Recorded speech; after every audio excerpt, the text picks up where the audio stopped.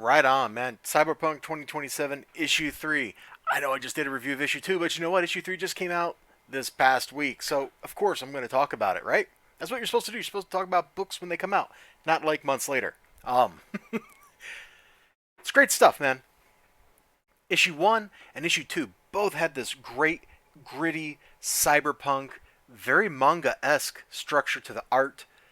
This issue continues that. It absolutely does continue that. And I don't know what I want to show you from here because I feel like any of the really good stuff I show you is also going to be kind of spoilery. Like, they're trying to get out of here. Okay, so there's the main character, two other teammates that are still alive, plus the dude they're trying to get out of there. This guy right here, who's a bad dude. He's the guy that kind of killed, all of her friends in issue 1. So here she is rescuing this guy, and he is clearly, a really, really, really bad dude. Now, at the end of the second issue, she pulled her gun and she was going to pop Mr. Cyborg Assassin in the back of the head. Clearly, she didn't do that because here we are, like 3 or 4 pages into the book, and he is still alive and kicking, and her current team is busy getting murdered by this crazed gang. This really cool gang, actually, man. All these dudes are all like cyborged out and stuff. Like, it's pretty cool. They're definitely getting that aesthetic down. If I'm honest, this is kind of making me want a Shadowrun comic series. Like, I think that could be a lot of fun, but I doubt Topps will let anybody actually do that. And if they did do that, it would probably be one of the people. It would probably be worked on by like the people that have been writing Shadowrun stuff for years and years, and not like some cool fresh talent. Because I don't think Colin Bunn has ever been involved with Cyberpunk before, like Cyberpunk 2027 or 2077 or whatever the pen and paper RPG is. I don't think he's involved in the PC game. Absolutely getting it. I'd like to see. I think I would actually like to see like a Shadowrun book with like insect shamans or something written by this guy. Like, I think that could be a lot of fun. Anyway, that's neither here nor there because it has nothing to do with this book. It just like, this is so good, it makes me want more.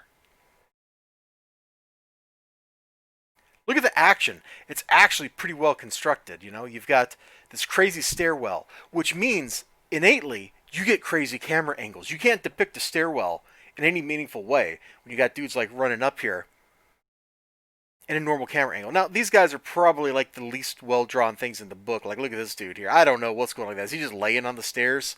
Kind of looks like it. But you get some really dynamic angles. This is a great shot. This is a great shot. This high shot, like looking down. I'm not sure the grid works. Like, if I sat down and I laid out a grid for this, these stairs look like they're not elevated up at all. They're just kind of like cracks in concrete or something. But I don't think I care. Like, sometimes things are just dynamic, and you just accept that they're really cool looking, and you go with it. And this is absolutely doing that. So anyway, they're like, okay, we gotta get out of the stairwell. No, duh, why are you in the stairwell to begin with? This was a bad idea. You guys should have bugged out. Like, you're telling me that you crazy rescue cops don't have, like, parachutes or something in a city full of, like, arcology, like, 100-story monstrosity buildings? You don't have a parachute so you can just dive out a window with your client? Come on. Come on. But they're in a bad place because their air support got shot down. And they got to deal with it.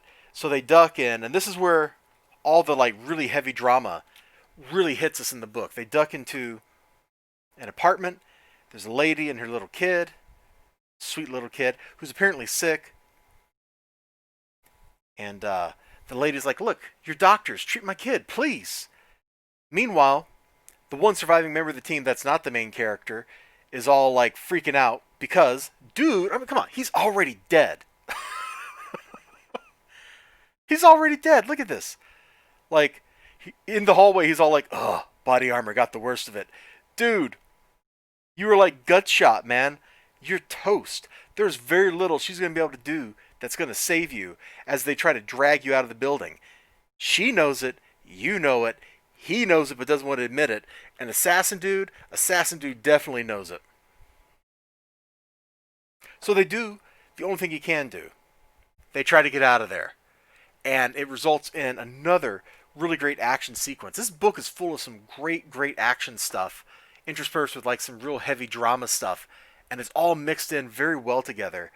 This is fantastic. This is maybe my second favorite comic series right now. Number one is that Hotline Miami stuff. Number two is this thing. This is the hotness. You need to go check this out. If you're at all interested in sci-fi, in action sci-fi, in cyberpunk, in just great like gritty stuff, this is the book for you. It is awesome, man. It really kind of captures that cyberpunk world. This assassin dude is shifty and shady, and he pulls off some awesome stuff in this book that I'm not going to tell you about because it is a spoiler, and I don't want to spoil it. So just stop what you're doing, go down to your local store, and find these.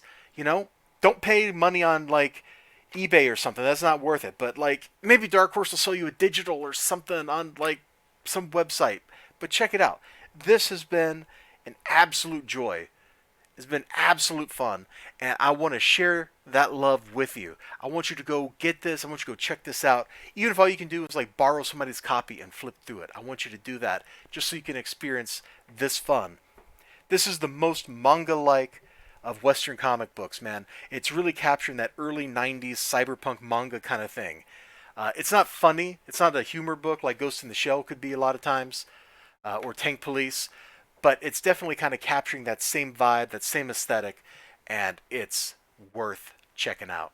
Bye bye, everybody. Have a good one.